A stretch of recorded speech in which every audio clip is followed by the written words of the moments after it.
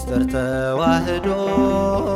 ስጋ ምስ መለኮት ናይ ምሕረት ዘመን ናይ በረከት ዓመት ኣርማናዩ ደምኻ መእተዊ ናይ ገነት በኽሪ ትንሣኤና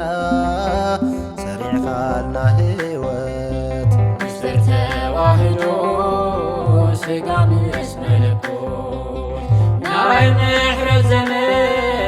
ናይ በረከት ዓመት ኣርማናዩ ደምኻ መእተዊ ናይ ገነት በኽሪ ትንሣኤና ሰሪዕኻልና ሕይወት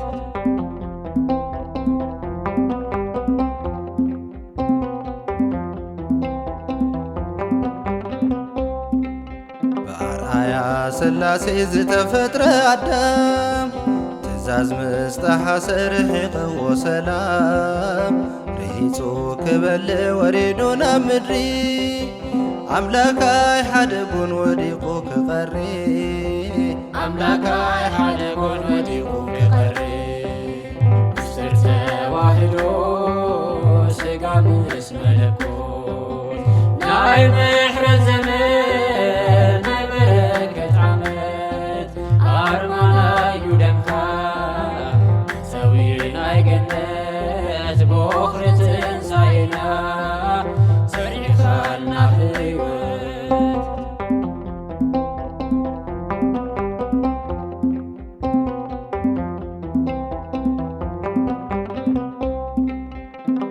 ኢየሩሳሌም ተወሊዱ መድህን ፍረ እመብርሃን ንዓለም ዝኸውን ናብ ጥንቲ ቦትኡ ንኣዳም ክምልስ ተጠሚቑ ኣምላኽ ኣብ ሩባ ዮርዳኖስ ተጠሚቑ ኣምላኽ ኣብ ሩባ ዮርዳኖስ ሚስጥር ተዋህዶ ስጋ ምስ መለኮት ናይ ምሕረት ዘመን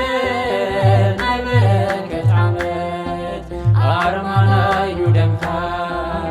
መእተዊ ናይ ገነት በኽሪ ትንሣኤና ሰሪዕኻልና ሕይወት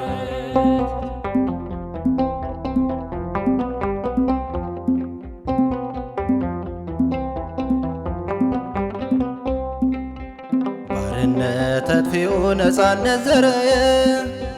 ንህዝብን ኣሕዛብን ከይፈላለየ ወልደ ኣምላክ ኢሉ ንዝኣምን ኩሉ ሕይወቱ ሂብዎ ጐይታ ተሰቒሉ ሕይወቱ ሂብዎ ጐይታ ተሰቒሉ ሚስጥር ተዋህዶ ስጋ ምስ መለኮት ናይ ምሕረት ዘመን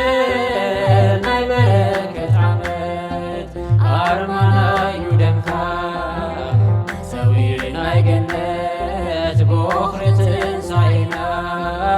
ሰሪዕኻልና ሕይወት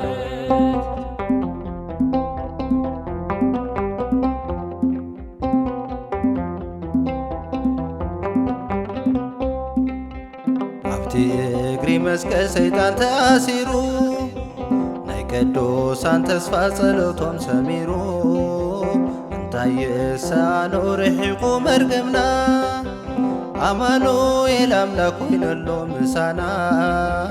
ኣማኑኤል ኣምላክ ኮይነሎ ምሳና ሚስጥር ተዋህዶ ስጋ ምስ መለኮት ናይ ምሕረት ዘመን ናይ በረከት ዓመት ኣርማናዩ ደምኻ መእተዊ ናይ ገነት በኽሪ ትንሣኤና ሰሪዕኻልና